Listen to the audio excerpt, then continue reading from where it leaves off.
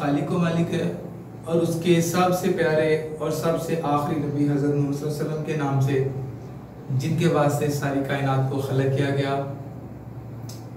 मोहतरम उस्ताद-ए-किराम, अस्सलाम वालेकुम। मैं शेख अरशद अटारा आप सबको प्रोग्रेसिव टीचर्स ट्रेनिंग 2020 के दूसरे वीक के आखिरी दिन पे आपको वेलकम कहता हूँ। आज चूँकि बड़ा मुबारक दिन है, जुमातुल मुबारक का दिन है, आप सबको जुमातुल मुबारक। दुआ गो हूँ कि अल्लाह इस मुबारक दिन के सदके हमारी और आपकी इस सीखने और सिखाने की काविश को अपनी बारगाह में कबूल फरमाए और हमारी ये जो काविश है ये हमारे लिए, हमारी सोसाइटी के लिए आने वाले टाइम पे अच्छी साबित हो। जी ट्रेनिंग्स, आज का जो हमारा टॉपिक है वो है नेशन बिल्डर्स। तो हम इस पे बात करने से पहले इस पे बात करना चाहेंगे कि नेशन क्या है और नेशन का या कौम का ऑपोजिट क्या है। तो कौम का जो आप कह लेंगे ऑपोजिट वर्ड आ जाता है कि वो एक बेहंगम हजूम गिरोह, जबकि कौम के कुछ क़वाइद व ज़वाबित होते हैं ना। कौम के बहसियत कौम कुछ चीज़ें होती हैं जिनको लेके सारी कौम चल रही होती है। सारी कौम यक आवाज़ होती है, यक जान होती है और एक उनकी थिंकिंग होती है। कोई भी चीज़ उनको मिलती है तो सारी की सारी कौम उस पर अमल करती है। सारी कौम का किबला एक होता है। सारी कौम की जो अप्रोचेज हैं, जो ख्यालात हैं वो सेम होते हैं। जबकि हम अगर अपने प्यारे पाकिस्तान की बात करें तो यहाँ बहुत सारी ऐसी चीज़ें हैं जो बहसियत कौम हम अच्छे से परफॉर्म नहीं कर रहे। हमारे ख्यालात बहुत मुंतशिर हैं, हमारी जो सोचें हैं, हमारे जो विजन है वो डेफिनेटली एक कौम की तरह के नहीं है।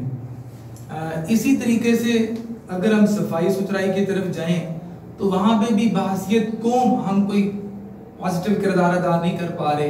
हमारे गलियां महल्ले, बाजार, इवन के शहरों के शहर गंदगी का ढेर है।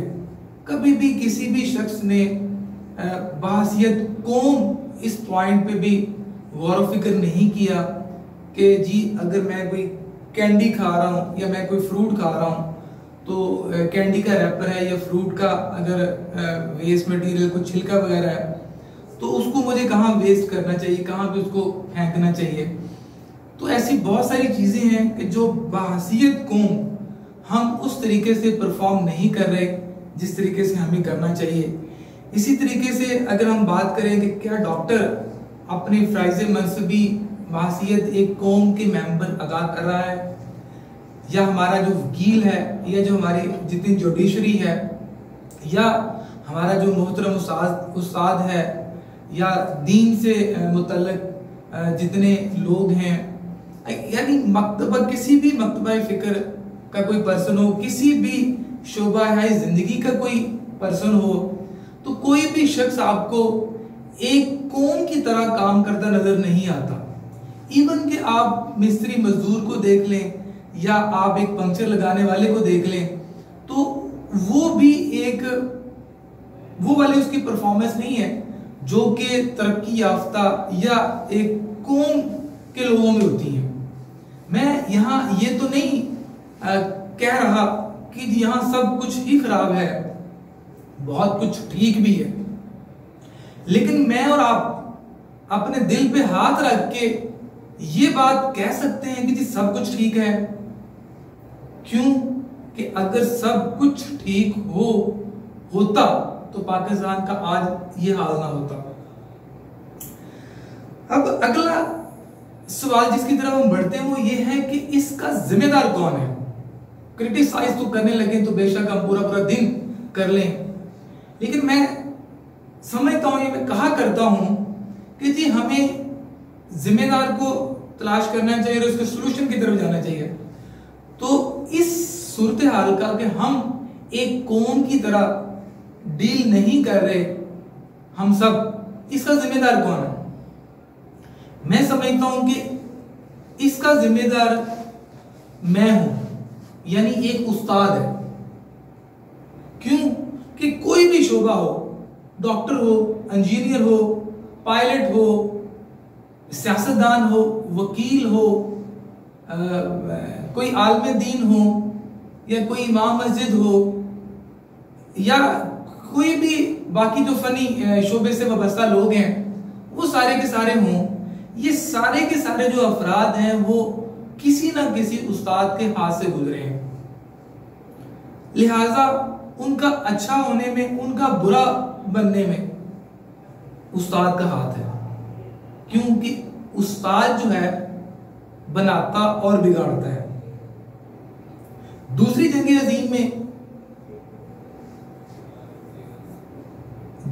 अजीम में हिटलर के पास उसका एक जनरल आता है, आके बोलता है कि जी सर, हमारे बहुत सारे जो बहादुर हैं वो जंग में मारे जा चुके हैं। हिटलर पूछता है क्या मेरी कौम के उस्ताद महफूज हैं? तो उनके जी महफूज है। कहता फिर फिक्र की बात नहीं है, फिर मेरी जो कौम के उस्ताद हैं मुझे और बहादुर इंसान बना के दे देंगे वो। हम बांग्लादेश की बात करते हैं, जो कभी मशरकी पाकिस्तान हुआ करता था। जब 1947 में बांग्लादेश बना तो वहां जो अक्सरियत टीचर थे वो हिंदू थे।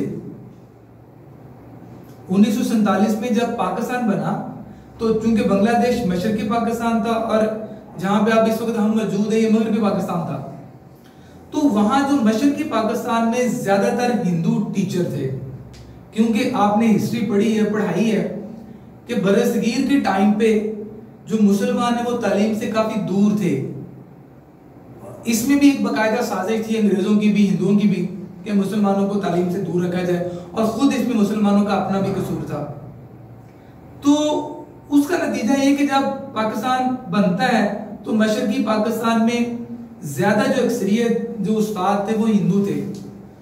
अब 1947 से 1971 वो जनरेशन जो हिंदुओं के हाथों में, हिंदू टीचर के हाथ में पली बड़ी, उस उस्ताद ने उस जनरेशन के ज़हनों को तब्दील किया। वही जनरेशन जो 1947 में जो भी लड़कपन में थी, बचपन में थी, वो जब 24 साल के बाद जवान होती है तो 1971 में हमारा प्यारा मुल्क 2 हिस्सों में बढ़ जाता है और दुनिया के नक्शे पे बांग्लादेश बन जाता है। अब इस बात पे गौर करें कि हिंदू के पास हमारी वो न्यू जनरेशन थी जिसने उसके ज़हनों में जहर गुला भरा, और वही जहर जब बढ़ता गया तो सिर्फ 23-24 साल के बाद वो तहरीक इतनी मजबूत हुई, क्योंकि वो नौजवान हो चुके थे और वो उस वक्त आप कह लें कि 20 से 30 साल की एज में थे। और हमेशा जो भी दुनिया में तहरीकें कामयाब होती हैं उनमें नौजवान का बड़ा किरदार होता है। तो इसी तरीके से बांग्लादेश के बनने में भी उन नौजवानों का किरदार था जिनकी आबियारी, जिनकी जो जहन में जो एक गलत चीज पैदा की, तो वो हिंदू टीचर का किरदार था। यानी टीचर का किरदार था, टीचर का रोल था। वो हिंदू था, वो मुस्लिम था, बात की बात है। तो एक टीचर ने एक मुल्क को 2 हिस्सों में कर दिया। हम अगली बात करते हैं हमारे प्यारे मुल्क के सबसे बड़े सूबे और सबसे खूबसूरत सूबे बलूचिस्तान की बात करते हैं। बहुत अच्छे, बहुत प्यारे, वहां के सारे हमारे पाकिस्तानी भाई हैं। कब से वहां जो शरपसंद अनासर है वो वहां डिस्टर्ब कर रहे हैं बलूचिस्तान सारे को, हमारी एजेंसीज को। लेकिन अल्लाह का शुक्र है कि आज भी मुस्तहकम बलूचिस्तान पाकिस्तान के साथ अच्छे तरीके से चल रहा है, पाकिस्तान का एक मजबूत हिस्सा है। क्यों? फर्क क्या है? फर्क ये कि वहां हिंदू टीचर था, यहां मुसलमान टीचर है बलूचिस्तान में जो बच्चे को पढ़ा रहा है। यहां का टीचर पाकिस्तानी टीचर है। वो जो टीचर है वो बच्चे के ज़हनों को साफ कर रहा है, खराब नहीं कर रहा। हमें इत्मीनान, यकीन रखना चाहिए कि इंशाल्लाह ना आज बलूचिस्तान को कुछ हुआ है, ना कभी 50 साल के बाद कुछ होगा। इंशाल्लाह इसी तरीके से पाकिस्तान मजबूत और मुस्तहकम रहेगा। मैं यहाँ जो बात कर रहा हूँ वो उस्ताद के किरदार की कर रहा हूँ, उस्ताद के काम की कर रहा हूँ कि एक तरफ उस्ताद ने ही ज़हनों में जहर घोला और मुल्क दो हिस्से हो गया, दूसरी तरफ उस्ताद ही है जो वहां की जनरेशन को अच्छे तरीके से लेके चल रहा है और आज अच्छे तरीके से पाकिस्तान आगे बढ़ रहा है। इसी बिना पे इस्लाम ने तालीम को और उस्ताद को बड़ी अहमियत दी है। आप सल्लल्लाहु अलैहि वसल्लम का फरमान है कि तालीम हासिल करो चाहे तुम्हें चीन जाना पड़े, यानी तालीम हासिल करो चाहे तुम्हें दूर दराज जहां मर्जी जाना पड़े। और उस्ताद के एहतराम की बात की जाए तो सारे अंबिया बहसियत मुअल्लिम दुनिया में उतारे गए। हमारे आखिरी नबी सल्लल्लाहु अलैहि वसल्लम भी हमेशा अपने आप के हवाले से इसी तरीके से बात करते। कट करना है यहाँ पर। सारे अंबिया इकराम बतौर उस्ताद इस दुनिया में तशरीफ लाए। तो हमारा जो पेशा है वो पैगंबराना पेशा है। हमें हमेशा उसी बात को ज़हन में रखना चाहिए, सोचना चाहिए कि मेरे काम से, मेरे करने से किसी में बेहतरी आनी है, किसी में बुराई आनी है। जहां तक हम उस्ताद के मकाम की बात करें तो हजरत अली रज़ियल्लाहु ताला अन्हा का बहुत मशहूर उनका फरमान है कि जिसने मुझे एक लफ्ज पढ़ाया वो मेरा आका करार पाया। कितनी अजीम बात इतनी अजीम हस्ती ने फरमा दी है। मशहूर वाक़या है बाबा जी इशफाक अहमद साहब का कि वो एक यूरोपियन कंट्री में थे तो उनका वहां चलान हो जाता है। चलान वो वक्त पे जमा नहीं करवा पाते, कोर्ट उनको बुला लेती है। अब कोर्ट में जब बात स्टार्ट होती तो कोर्ट ने पूछा कि आपने क्यों इसको डिले किया, तो बाबा जी फरमाते हैं कि मैं चूंकि प्रोफेसर हूं तो मैं अपने टीचिंग के मामलात में बिजी रहा हूं तो मैं इसको फिल नहीं कर सका। तो जैसे ही जज साहब को पता चला कि जी बाबा जी टीचर हैं, उस्ताद हैं, तो उसने फौरी तौर पे एक सेंटेंस बोला, साथ ही खड़ा हो गया कि टीचर इन द कोर्ट। अब सारे लोग वहां खड़े हो गए। उन्होंने बाकायदा इशफाक अहमद साहब से माजरत की और उनको बड़े एहतराम के साथ वहां से वापस उन्होंने भेजा। बाबा जी कहते हैं कि मुझे उस दिन समझ आई कि इन लोगों की कामयाबी का राज क्या है। यही पोजीशन अल्हम्दुलिल्लाह पाकिस्तान में भी कभी रही है, लेकिन वक्त के साथ साथ आज उसमें चेंज भी आया। मैं आपको अपना वाकया सुनाना चाहूंगा कि गवर्नमेंट के वो नाकाम स्कूल जो कि 50 साल में ना चल सके, आज से तकरीबन 4-5 साल पहले साहब का गवर्नमेंट ने फैसला किया कि लो परफॉर्मिंग जो स्कूल हैं गवर्नमेंट के उनको प्राइवेट सेक्टर को दिया जाए। तो उसी प्रोग्राम के तहत मुझे भी एक स्कूल मिला। मैं उस स्कूल की विजिट पे जा रहा था। मेरे बड़े अच्छे दोस्त हैं, मेरे बुजुर्ग भी हैं, मेरे भाई भी हैं, मोहतरम खिदरियात बुंदल साहब। तो वो किसी काम से हम इकट्ठे थे। मैंने कहा चले यार सर स्कूल का विजिट करना है। हम उस स्कूल का विजिट करने के लिए स्कूल की तरफ चल पड़े। जब हम उस बस्ती में पहुंचे, रास्ता बहुत गंदा था। जब हम उस बस्ती में पहुंचते हैं तो जैसे ही गाड़ी का दरवाजा खोलते हैं तो हर तरफ से स्मेल बहुत बदबू आ रही थी। हर तरफ झोंपड़ियां थी और बाकी कुछ कच्चे मकानात थे। मैं बाकायदा जगह का ज़ाहिर नाम तो नहीं लूंगा। वहां बहुत सारे लोग नशे के आदी नजर आ रहे थे, नशा करते हुए नजर आ रहे थे। और वो जगह जो है नशा बेचने वालों के हवाले से भी, ड्रग सेलिंग के हवाले से भी वो जगह थोड़ा अपना एक नाम रखती थी। तो जो आपको बताने वाली बात है कि जब हम एक गली से रास्ता होते हुए स्कूल की तरफ जाता था, हम गाड़ी से उतर के जब गली की तरफ चले तो देखा कि गली के अंदर सीवरेज का पानी जो ना वो खड़ा हुआ था, गंदा पानी, गटरों का पानी खड़ा हुआ था और रास्ता गुजरने के लिए बाकी कीचड़ वगैरह भी था। तो हमें किसी ने बताया कि आप दूसरे रास्ते से, दूसरा भी एक गेट है उस तरफ से चले जाए। हम उस तरफ से चले गए। हम स्कूल में एंटर होते हैं, स्कूल का सारा विजिट करते हैं, जो भी जरूरी लवाजमात उसको चेक करना, ये वो सब करने के बाद जब हम निकलने लगे तो हमारा गार्ड जो वहां का वो कहता है कि सर आप इस तरफ से चले जाइए, ऊपर से क्यों घूम के जा रहे हैं। तो मैंने कहा भाई इस तरफ तो गली में सारा पानी था, सारा गंद था। कहते नहीं सर वो साफ हो गया हुआ है। तो वाकई जैसे हमने उस तरफ उसका डोर को ओपन किया, देखा तो सारा जो गली थी वो सारी साफ थी। फिर मुझे एकदम याद आया कि जब हम वहां से वापस मुड़ रहे थे, एक खातून हमें देख रही थी, एक बाजी में देख रही थी। उस खातून ने आवाज लगाई थी जिसकी मुझे समझ नहीं आई थी। तो फिर गार्ड ने बताया कि जैसे आप वहां से मुड़े हैं तो खातून ने बाकी खवातीन से बोला कि जी सब बाहर निकलो, मास्टर आए स्कूल देखने। तो ये रास्ता हमारा सारा गंदा है। उन सारी खवातीन ने जो वहां खड़ा हुआ पानी था, वो सारे का सारा पानी, सारा कीचड़ गोबर सब वहां, मेरा नहीं ख्याल है कि हमें 20 से 25 से लगे होंगे वहां स्कूल विजिट करने में।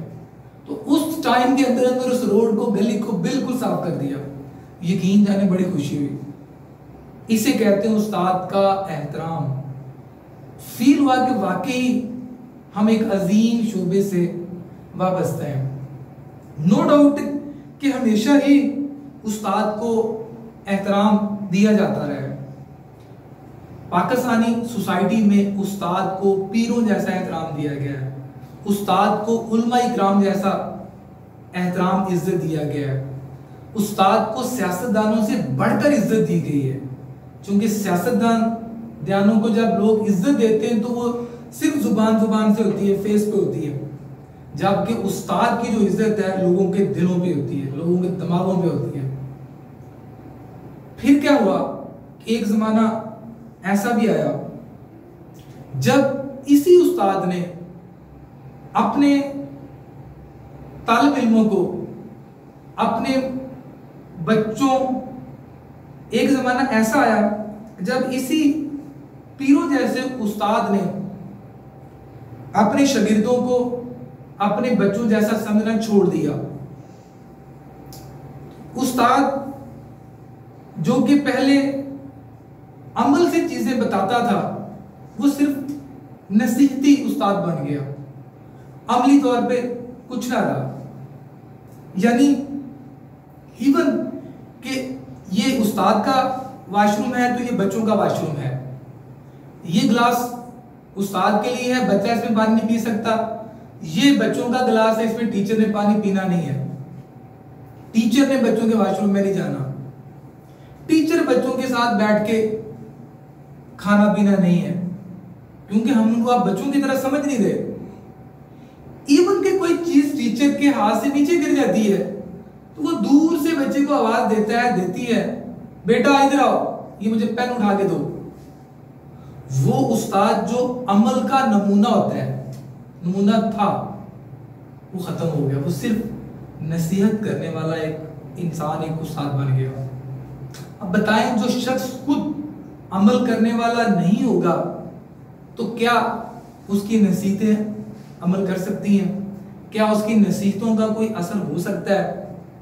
मैं अपनी बात को आगे की तरफ बढ़ाता हूं कि उस्ताद जो कि कौम को तामीर करने वाला था, उसने कौम की तामीर साजी छोड़ के अपनी तामीर पे लग गया।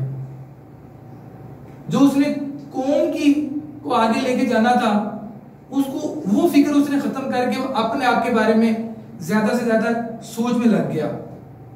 फिर एक कल्चर आता है हमारी सोसाइटी में, ऐसे जो उस्ताद लेके आते हैं, वो था ट्यूशन का कल्चर। और यकीन जाने ट्यूशन कल्चर ने हमारी सोसाइटी का कल्चर चेंज करके रख दिया। मेरी चूंकि हैबिट है, मेरे शेड्यूल का ये हिस्सा है कि मैं हमेशा वंस अ वीक अपनी फील्ड के जो सीनियर लोग हैं, दोस्त हैं, बुजुर्ग हैं, मैं उनके पास बैठता हूं।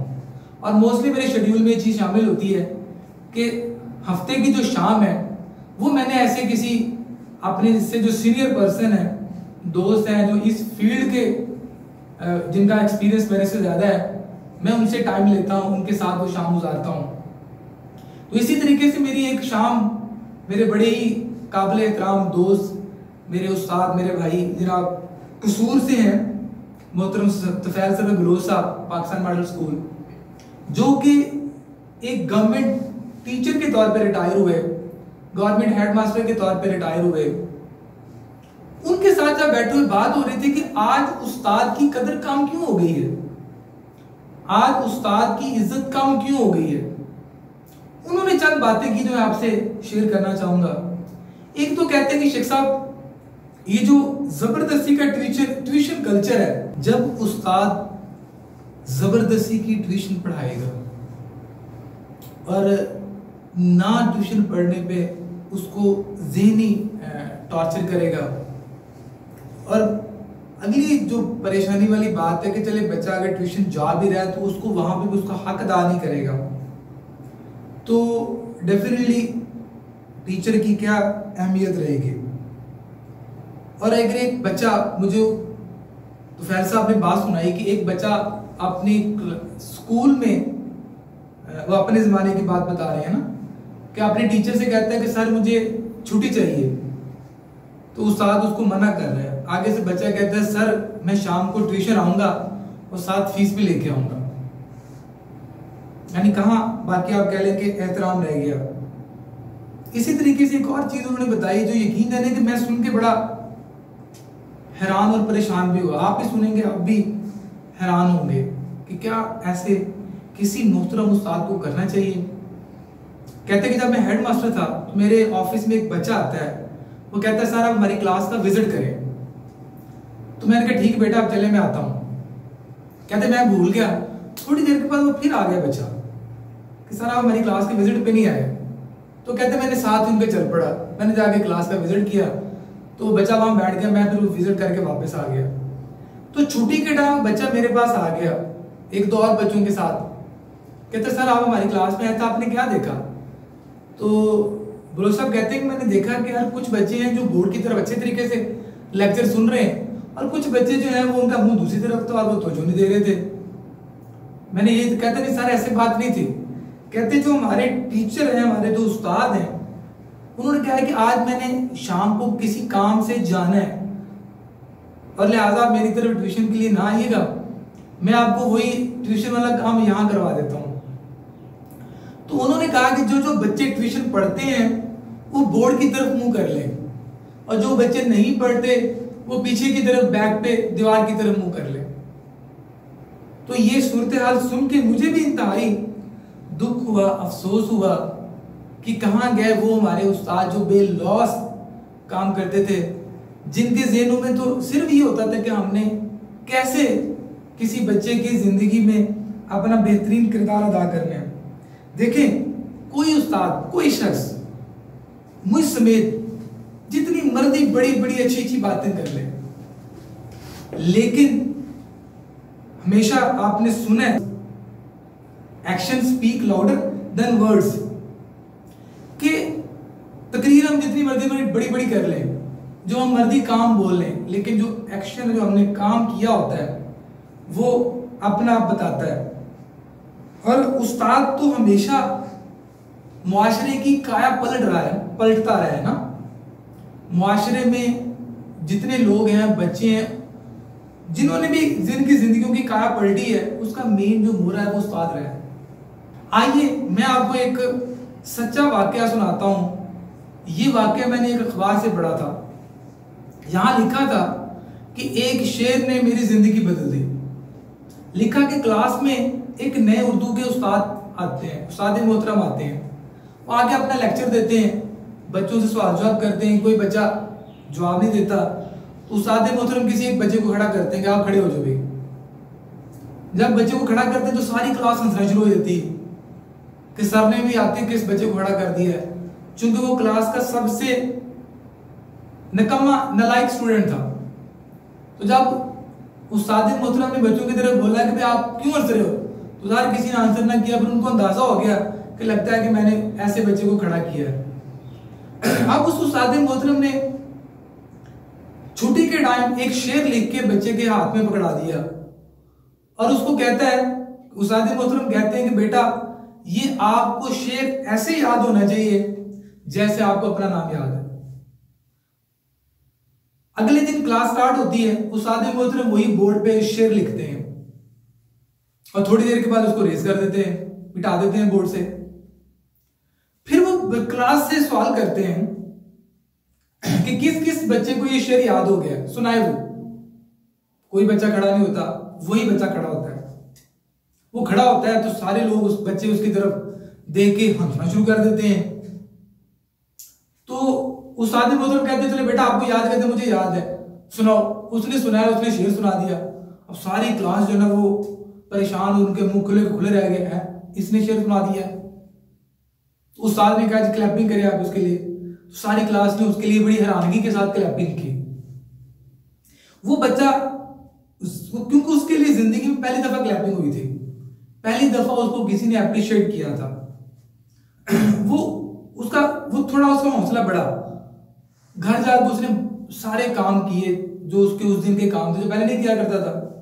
अगले दिन आगे उसने थोड़ी परफॉर्मेंस उसकी और बेहतर हुई। उस साथ ने उसको ऐसे ही इनकरेज करना शुरू किया। देखते ही देखते वो बच्चा मीडियोकर में शामिल हो गया, वो बच्चा लाइव बच्चों में शामिल हो गया, वो पोजीशन होल्डर बन गया, वो स्कूल से कॉलेज, कॉलेज से यूनिवर्सिटी एक बहुत बड़ा इंसान बन गया। तो मैंने कहा कि इस मजमून का जो नाम है वो ये नहीं होना चाहिए कि एक शेर ने मेरी जिंदगी बदल दी, बल्कि इसका अनुमान होना चाहिए एक उस्ताद ने मेरी जिंदगी बदल दी। ऐसे बेशुमार उस्ताद इकराम हैं, ऐसे बेशुमार लोग हैं जिन्होंने वाकई ही लोगों की जिंदगियां बदली हैं। तुमने देखी ही नहीं इश्क के कलंदर की धमाल जोगी, तुमने देखी ही नहीं इश्क के कलंदर की धमाल जोगी, पांव अगर पत्थर पे भी पड़े तो धूल उठती है। यह है एक उस्ताद का कमाल और उस्ताद की जुबान का कमाल। हम में से हर शख्स की जिंदगी में किसी न किसी शख्स का, किसी न किसी उस्ताद का अहम किरदार है। मैं आज यहां खड़ा हूं तो मुझे पता है कि मेरे कौन कौन से उस्ताद इकराम जिनकी वजह से मैं इस मकाम पे खड़ा हूं। आप किसी हैसियत से किसी जगह पे अपने फराइज मनसबी अदा कर रहे हैं तो डेफिनेटली आपके ज़हन में भी वो शख्सियत आ चुकी होंगी। बात सिर्फ इतनी है, हम भी उस्ताद हैं। कभी कोई खड़ा होकर ये बात कहे कि मैं फलां शख्स की वजह से आज इतना कामयाब हूं। हर उस्ताद के दिल में हमेशा ये ख्याल रहना चाहिए, उनकी सोच में हमेशा ये सोच रहनी चाहिए कि जी हाँ, इंशाल्लाह मेरी वजह से भी बहुत सारे लोग कल को कामयाब होंगे। मैं आपको और मजे की बात बताऊं कि एक इंसान या आप में से कोई सोचता रहा कि जी मैंने ये करना है तो ये मकाम हासिल करना है। अगर आप उस मकाम तक नहीं पहुंच सके तो जो आपके स्टूडेंट्स हैं, आपके बच्चे हैं, आप उनको वहां तक पहुंचाएं, आपको बड़ी राहत मिलेगी। आप सोचते रहे कि आपने किंग बनना, आपने बादशाह बनना है, आप नहीं बन सके तो इन बच्चों को बनाएं, आप किंग मेकर कहलाएंगे। जब आपके बच्चे किंग होंगे तो आप ही किंग होंगे। सो जो कुछ हम गेन नहीं कर सके वो हम अपनी इन नस्लों को गेन करवाएं, वो हम अपनी इन नस्लों को लेके चलें, क्योंकि एट द एंड तो सब ने सोसाइटी को सर्व करना है ना। फिर हमारे कुछ दोस्त हैं जो ये कहते हैं जी आप बात कर रहे हैं, बड़ा बच्चा को लाइफ फाइक होगा, बड़ी कामयाबी हासिल कर ली है, कभी मुड़ के तो हम इस्लाम भी नहीं करने आता। मैं कहता हूं अपने आप से सवाल करें कि आप भी किसी उस्ताद की वजह से कामयाब हुए हैं ना, क्या आप उस उस्ताद को याद करते हैं? क्या कभी आपने 6 माह के बाद, साल के बाद उस उस्ताद मोहतरम को के पास जाने की जहमत की है? कभी उनको कॉल करने की, कभी उनको उनसे चिटचैट करने की?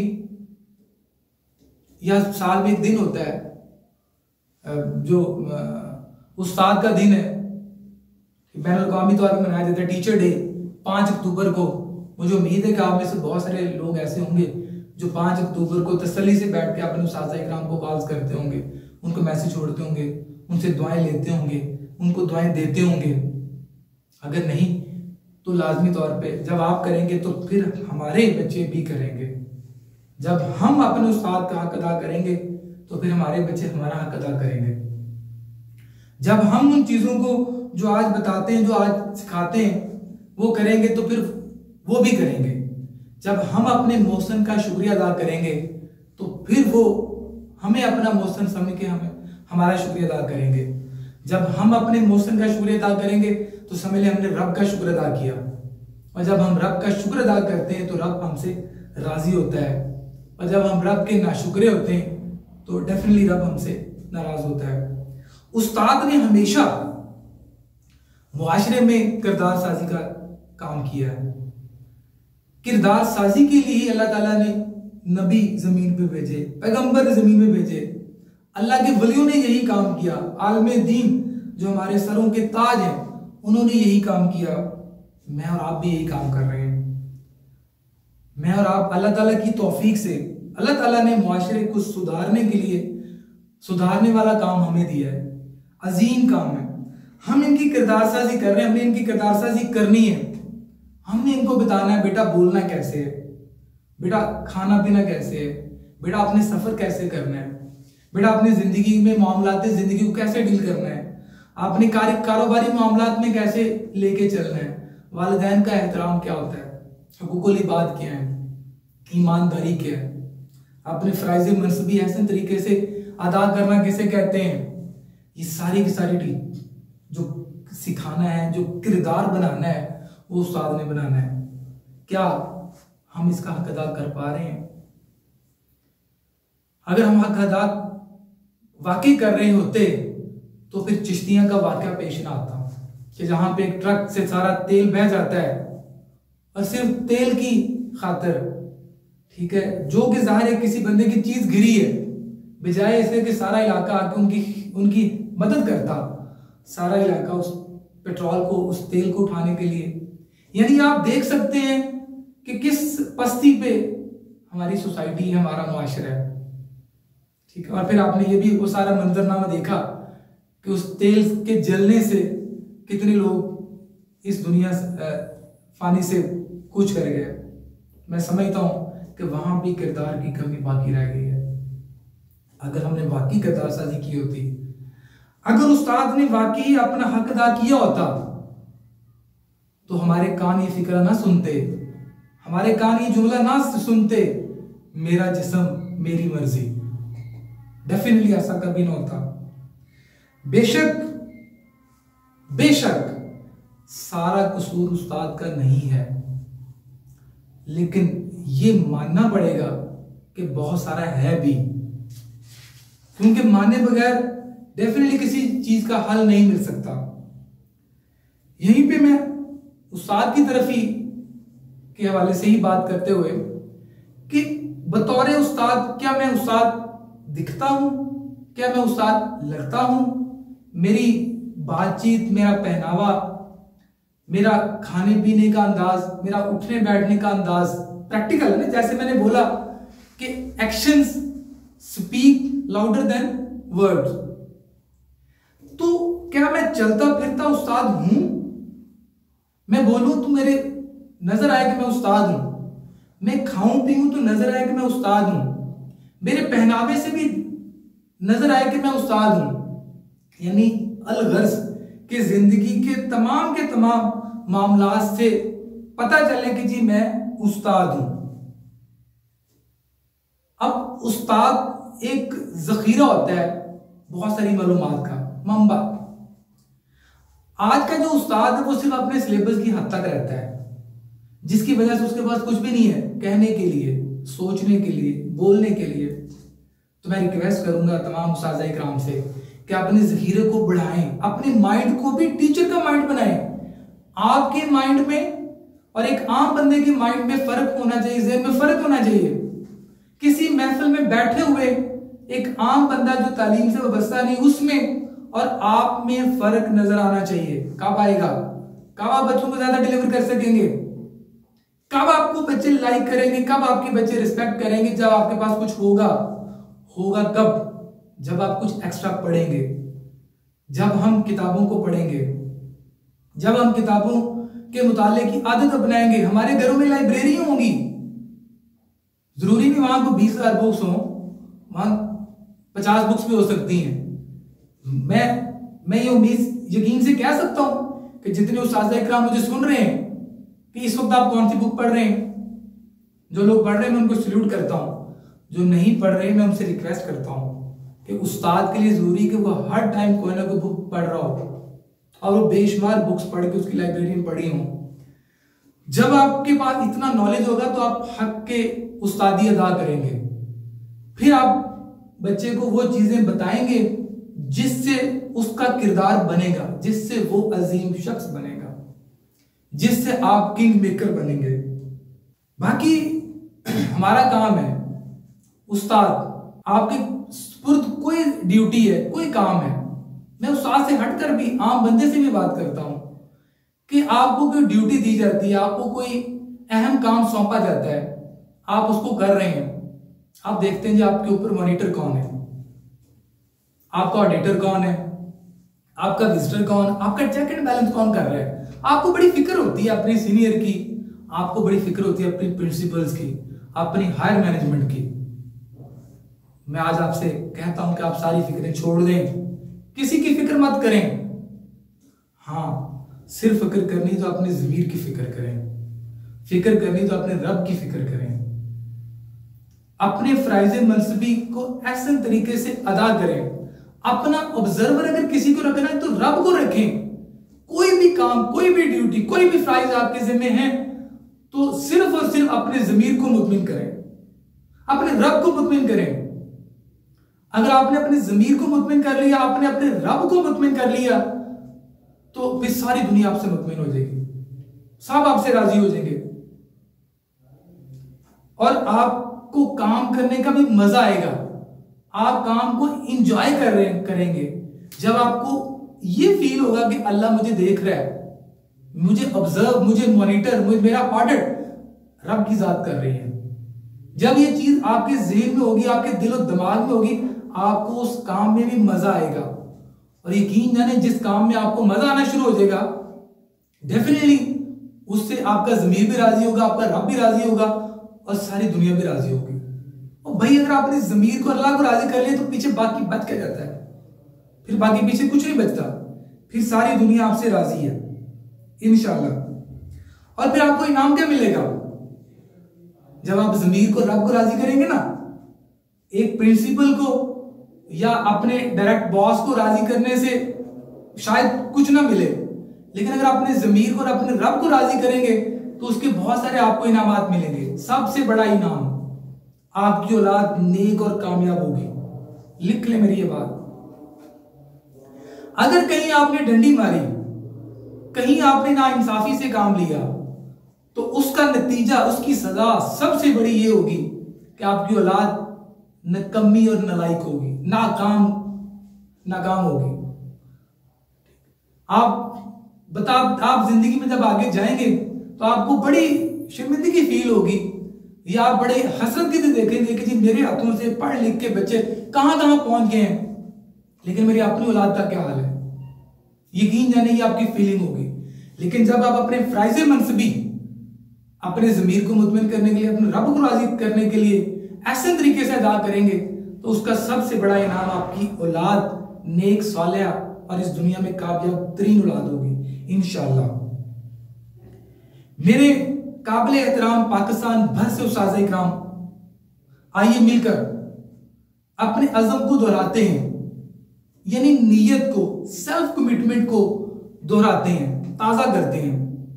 हम सब मिलकर बनाएंगे हर बच्चे को बाअमल मुसलमान, मुहब्बे वतन पाकिस्तानी, लोगों के लिए आसानियां बांटने वाला एक कामयाब इंसान इंशाअल्लाह। आओ हम मिलकर वो नक्शे कदम छोड़ चलें, आओ हम मिलकर वो नक्शे कदम छोड़ चलें आने वाली नस्लों को जिनकी जरूरत होगी। Thank you.